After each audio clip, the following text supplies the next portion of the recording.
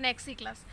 Next we will talk about the what happen to acid and base in water solution. देखो क्या लिखा है, what happen to acid and base in a water solution, मतलब किसी भी acid और base को जब हम किसी वाटर सोल्यूशन में डालेंगे तो क्या होगा। ठीक है, तो देखो अगर हम बात करते हैं एक एसिड की, ठीक है, जैसे HCl ले लिया, HCl को हम किस में डाल रहे हैं, वाटर में डाल रहे हैं। ठीक है, जब HCl को H2O में डालेंगे देन क्या होगा, HCl will break into H plus plus Cl minus. HCl किस में ब्रेक होगा, H plus plus Cl minus में। ठीक है, और हम इसको किस में डाल रहे हैं, वाटर में डाल रहे हैं। ठीक है, C क्या होगा, जो H2O है ये हमारा H प्लस के साथ मिक्स हो जाएगा। ठीक है, H2O will mix with the H plus, कैसे मिक्स होगा, H2O will further break into H plus and OH minus. ठीक है, अब ये जो H है, H और H मिलके 2H प्लस बना लेंगे और OH minus, H plus and H plus 2H मिलके OH, 2H plus plus OH minus, और ये फर्दर मिक्स होके, अब देखिए एक H एक OH के साथ मिक्स होके क्या बनाएगा, H2O बनाएगा।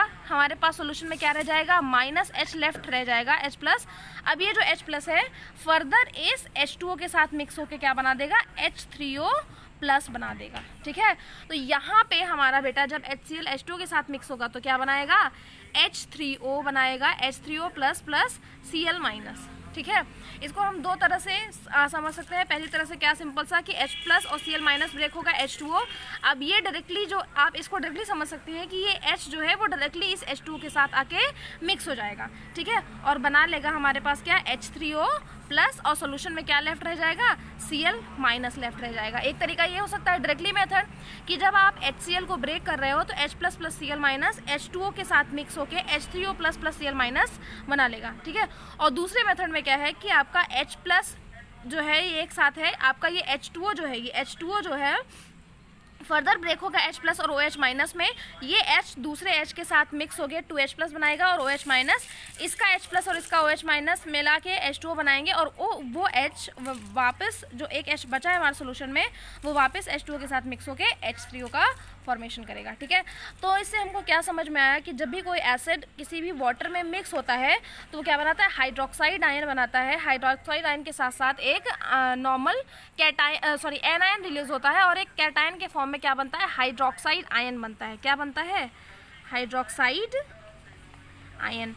This ion is called the hydroxide ion. इस आयन को हम हाइड्रोक्साइड आयन कहते हैं। ठीक है, क्योंकि H3O प्लस है, इससे जब हम इस पर्टिकुलर H3O प्लस से अगर हम एक H को माइनस कर देते हैं H प्लस को, तो हमारे पास H2O के फॉर्म में आ जाएगा, and H2O will be stable compound. H2O जो है स्टेबल कंपाउंड होगा, पर हमारा H3O क्या है, ये एक हाइड्रोक्साइड आयन है। ठीक है, और हाइड्रोक्साइड आयन जो है वो एक स्टेबल कंपाउंड नहीं है, ये वापस क्या होगा, वापस जब तक इसमें से H प्लस रिमूव नहीं होगा, H2O का फॉर्मेशन नहीं होगा, तब तक ये एज अ अनस्टेबल कंपाउंड ही एज अ वर्क करेगा। ठीक है, अब वापस क्या हो सकता है कि अब नेक्स्ट में ये एसिड है। एसिड के केस में क्या होता है, हाइड्रोक्साइड आयन का फॉर्मेशन होता है। ठीक है, एसिड के केस में formation of hydroxide ion takes place. जब HCl किसी H2O के साथ रिएक्शन करता है तो मतलब एसिड जब वाटर में मिक्स करेंगे तो हाइड्रोक्साइड आयन बनेगा और Cl माइनस बनेगा। ठीक है, सिमिलर कंडीशन यही होगी अगर हम बेस के साथ देखेंगे।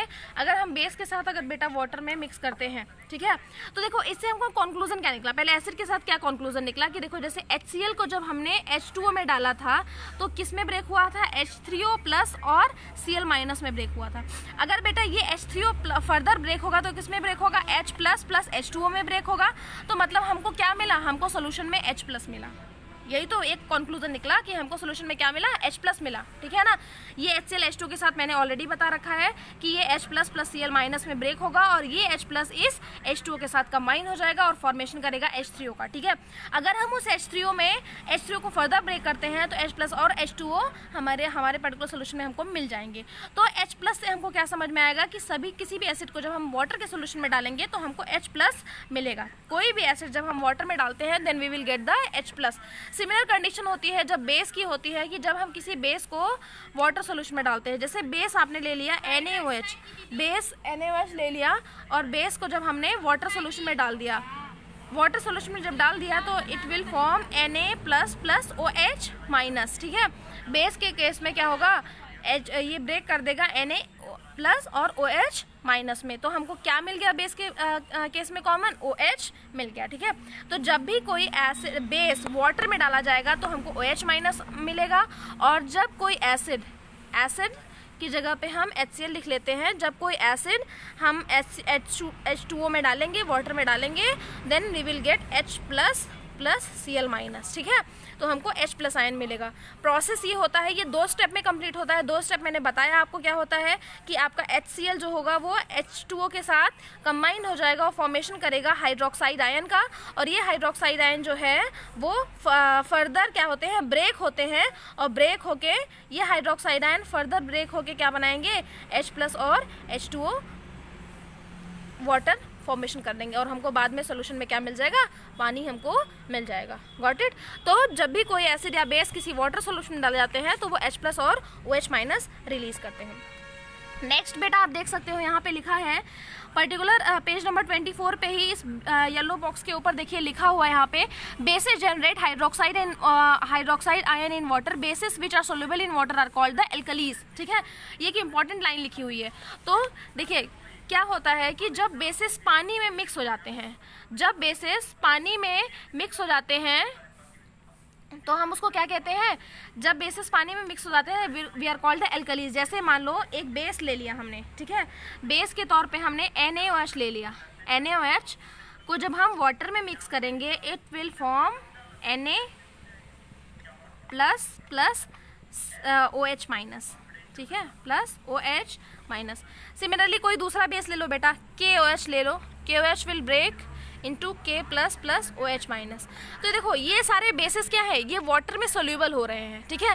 तो bases which are soluble in water are called the alkalis. तो क्या होता है बेटा, बेसिस विच आर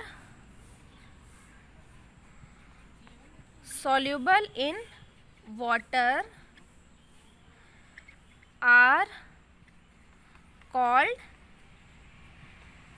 alkalis। जो बेसिस वाटर में सोल्यूबल होते हैं उनको हम क्या कहते हैं, एल्कलीज बोलते हैं, ठीक है ना। उनको हम क्या कहेंगे, एल्कलीज कहेंगे, जो वाटर में सोल्यूबल हो जाते हैं। तो हमको यहाँ पे 2 चीज़ें मिली, ठीक है। हमने क्या पढ़ा, bases which are soluble in water are called the alkalis, ठीक है, उनको हम एल्कलीज कहते हैं। अब हमको यहाँ पे 2 चीज़ें मिली, एक बेस और एक क्या है, एल्कली, ठीक है। एक चीज़ मिली हमको बेस और दूसरी चीज़ हमको क्या मिली है, एल्कली। तो इन दोनों में डिफरेंस समझ लीजिए, दोनों बेसिक नेचर के होते हैं। दोनों का नेचर कैसा होता है, बेसिक नेचर होता है।